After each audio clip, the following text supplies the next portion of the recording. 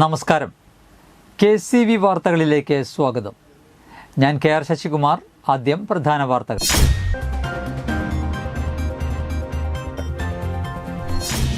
കൊടകര പെരിങ്ങാംകുളത്ത് പൂട്ടിയിട്ടിരുന്ന വീട്ടിൽ മോഷണം.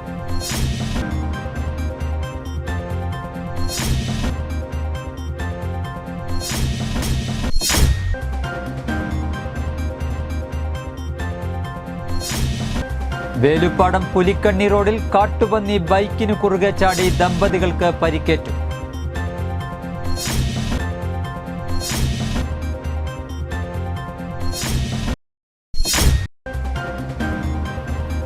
അതിരപ്പിള്ളിയിലെ മസ്തകത്തിൽ മുറിവേറ്റ ആനയ്ക്ക് പ്രത്യേക നിരീക്ഷണം ഏർപ്പെടുത്തിയെന്ന് വാഴച്ചാൽ DFO R ലക്ഷ്മി അറിയിച്ചു.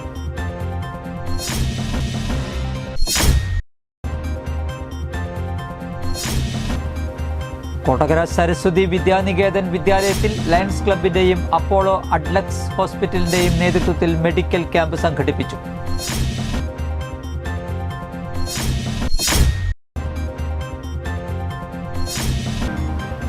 BJP ചാലക്കുടി നിയോജക മണ്ഡലം കമ്മിറ്റിയുടെ നേതൃത്വത്തിൽ ദീൻ ദയാൽ ഉപാധ്യായയുടെ 57ാം ബലിദാന ദിനാചരണം സംഘടിപ്പിച്ചു. വാർത്തകൾ വിശദമായി. കൊടകര പെരിങ്ങാംകുളത്ത് പൂട്ടിയിട്ടിരുന്ന വീട്ടിൽ മോഷണം. കൈപ്പിള്ളി രാധാകൃഷ്ണന്റെ വീട്ടിലാണ് മോഷണം നടന്നത്.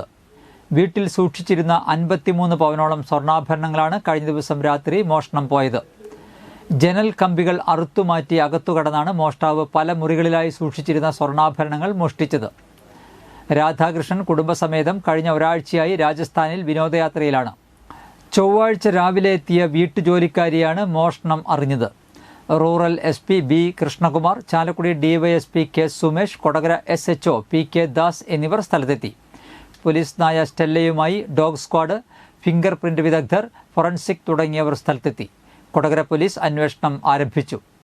വേലുപ്പാടം പുലിക്കണ്ണി റോഡിൽ കാട്ടുപന്നി ബൈക്കിന് കുറുകെ ചാടി ദമ്പതികൾക്ക് പരിക്കേറ്റു. വേലുപ്പാടം പൗണ്ട് സ്വദേശികളായ കുറിയേടത്ത് വീട്ടിൽ അലിയാർ, ഭാര്യ മാഷിദ എന്നിവർക്കാണ് പരിക്കേറ്റത്. ചൊവ്വാഴ്ച പുലർച്ചെ 4 മണിക്ക് KFRIക്ക് സമീപമായിരുന്നു അപകടം. ടാപ്പിംഗ് തൊഴിലാളികളായ ഇരുവരും ജോലിക്ക് പോകുന്നതിനിടെയായിരുന്നു അപകടമുണ്ടായത്. ഓടിക്കൊണ്ടിരുന്ന ബൈക്കിൽ കാട്ടുപന്നി പാഞ്ഞുവന്ന് ഇടിക്കുകയായിരുന്നു. റോഡിലേക്ക് തെറിച്ചു വീണാണ് രണ്ടാൾക്കും ഗുരുതരമായി പരിക്കേറ്റത്. റോഡിൽ കിടന്ന ഇരുവരെയും നാട്ടുകാരാണ് തൃശൂർ മെഡിക്കൽ കോളേജ് ആശുപത്രിയിൽ എത്തിച്ചത്.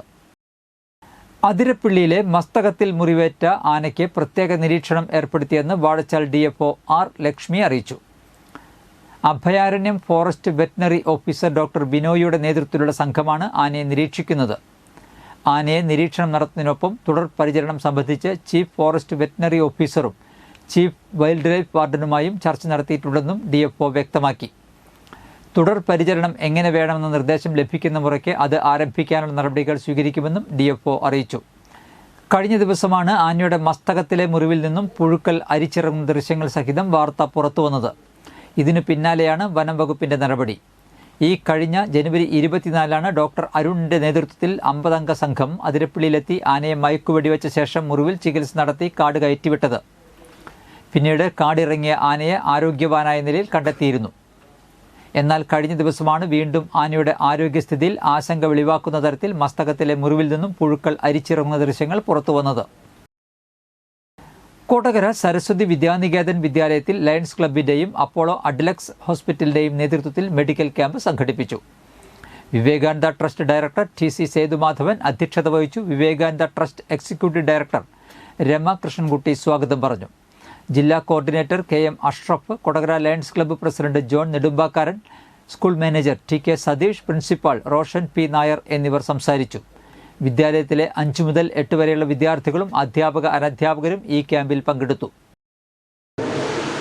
ആശംസ പറയുന്ന ലയൺസ് ക്ലബിന്റെ ജോഷി എന്താണ് ലയൺസ് ക്ലബ്ബ് പറഞ്ഞു കൊടുക്കുന്നുണ്ടാകും. അതുകൊണ്ട് ആ ചോദ്യത്തിന് ഉത്തരം അദ്ദേഹം പറയും.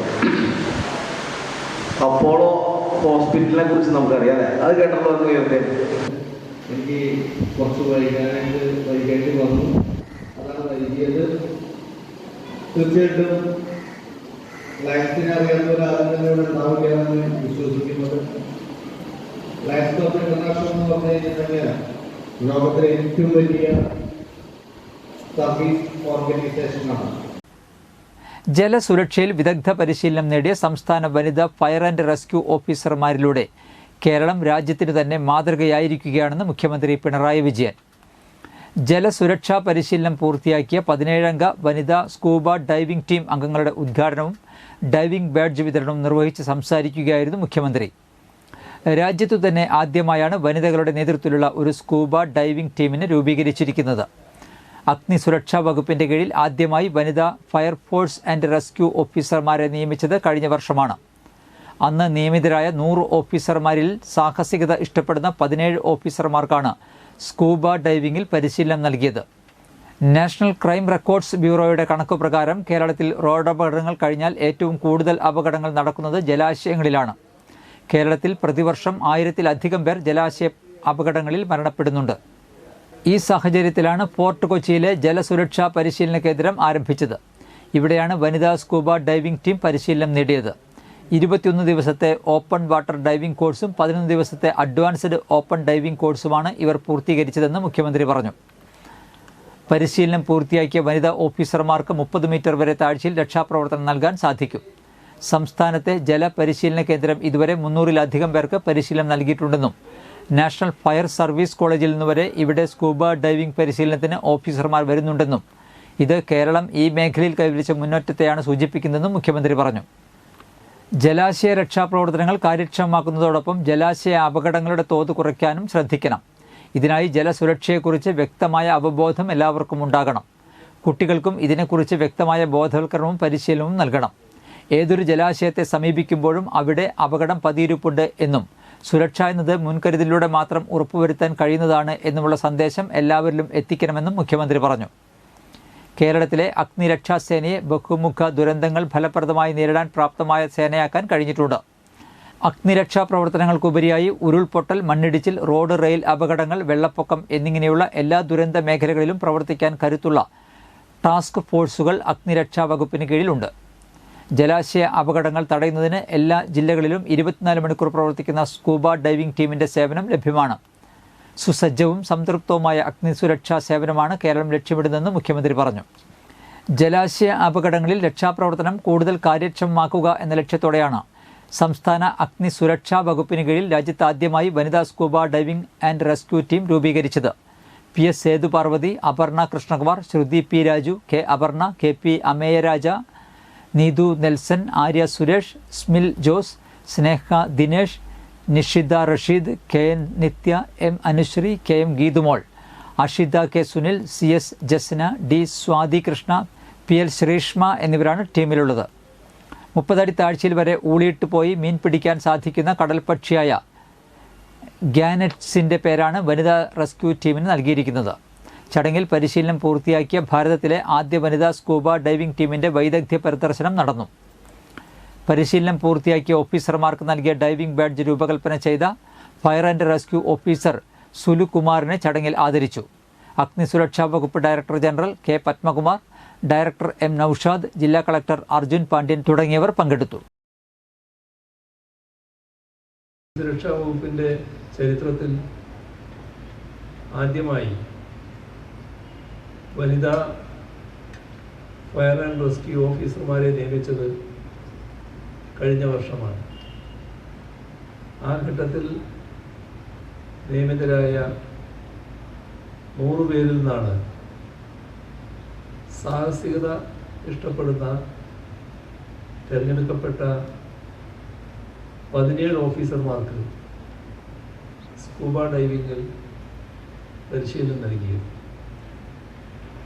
വിജയകരമായി പരിശീലനം പൂർത്തിയാക്കി ഇവരെല്ലാവരും ഇന്നു മുതൽ സ്കൂബ ഡൈവിംഗ് ടീമിൻ്റെ ഭാഗമായിരിക്കും.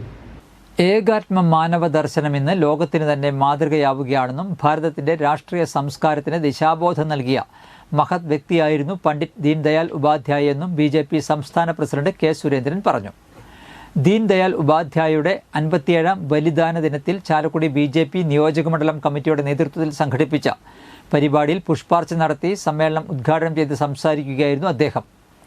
ദീനദയാൽജി മുന്നോട്ടുവച്ച ഏകാത്മ മാനവ ദർശനത്തിൻ്റെ പ്രഭാവം രാജ്യത്തിന് ഇന്നും ഊർജ്ജമേകുന്നുവെന്നും അദ്ദേഹം കൂട്ടിച്ചേർത്തു.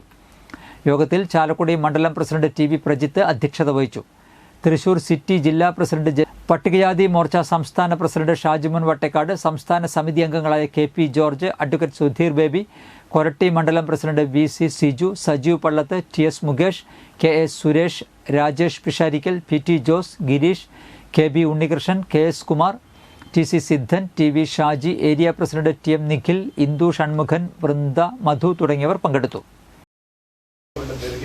നമ്മളെല്ലാവരും ഏകാത്മ മാനവ ദർശനം എന്നൊരു ആശയം പഠിക്കണം. നമ്മളെല്ലാം അത് ആ ഒരു ചെറിയ പുസ്തകത്തിൽ കാണുന്ന വെറും വാക്കുകളല്ല, അതിനെ പ്രാക്ടിക്കലായിട്ട് നമ്മൾ കണക്കാക്കണം. ദീൻദയാൽജി പറഞ്ഞു അന്ത്യോദയം എങ്ങനെയായിരിക്കും, അതിന് എന്താണ് പ്രാക്ടിക്കൽ വീക്ഷണം? പ്രാക്ടിക്കൽ വീക്ഷണമാണ് മോദി സർക്കാർ, അതുപോലെ BJP സർക്കാരുകൾ പാവപ്പെട്ടവർക്ക് വേണ്ടി നടത്തുന്ന ഓരോ ചെറിയ ചെറിയ ചെറിയ കാര്യങ്ങളും. ദീൻദയാൽജി പറഞ്ഞു ഗ്രാമങ്ങളുടെ സ്വരാജ്യം, ഗാന്ധിജിയും പറഞ്ഞത്. പക്ഷെ അതിനെ എങ്ങനെയാണ് പ്രായോഗികമായിട്ട് നമ്മൾ കൊണ്ടുവരുന്നത്? ഇതാണ് നമ്മളെ സംബന്ധിച്ചുള്ള കൃത്യമായിട്ട് ഏകാത്മ മാനവ ദർശനത്തിന്റെ പ്രയോഗവൽക്കരണം എങ്ങനെയാണ്. ഇന്നത്തെ സ്വർണ്ണവില.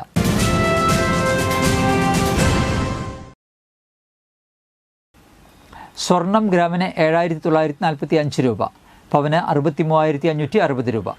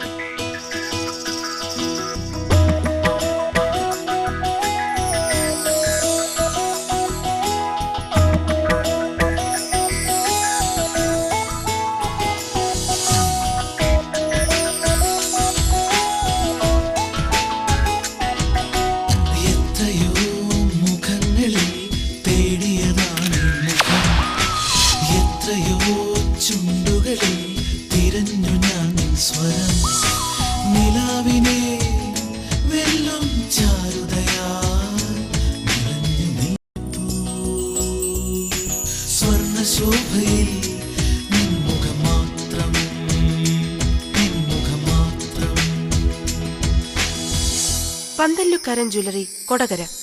പാരമ്പര്യത്തിന്റെയും വിശ്വസ്തതയുടെയും പവനൊരുക്കുന്ന സ്വർണ്ണമാളി. പ്രധാന വാർത്തകൾ ഒരിക്കൽ കൂടി.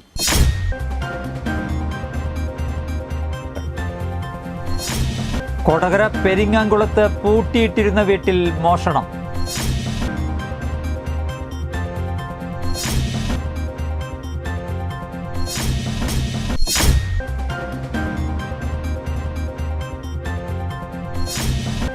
വേലുപ്പാടം പുലിക്കണ്ണി റോഡിൽ കാട്ടുപന്നി ബൈക്കിന് കുറുകെ ചാടി ദമ്പതികൾക്ക് പരിക്കേറ്റു.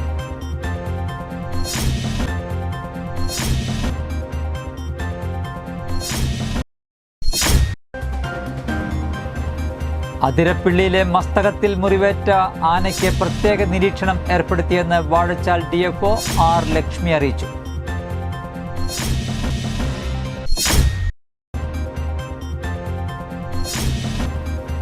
കൊടകര സരസ്വതി വിദ്യാനികേതൻ വിദ്യാലയത്തിൽ ലയൺസ് ക്ലബിന്റെയും അപ്പോളോ അഡ്ലക്സ് ഹോസ്പിറ്റലിന്റെയും നേതൃത്വത്തിൽ മെഡിക്കൽ ക്യാമ്പ് സംഘടിപ്പിച്ചു.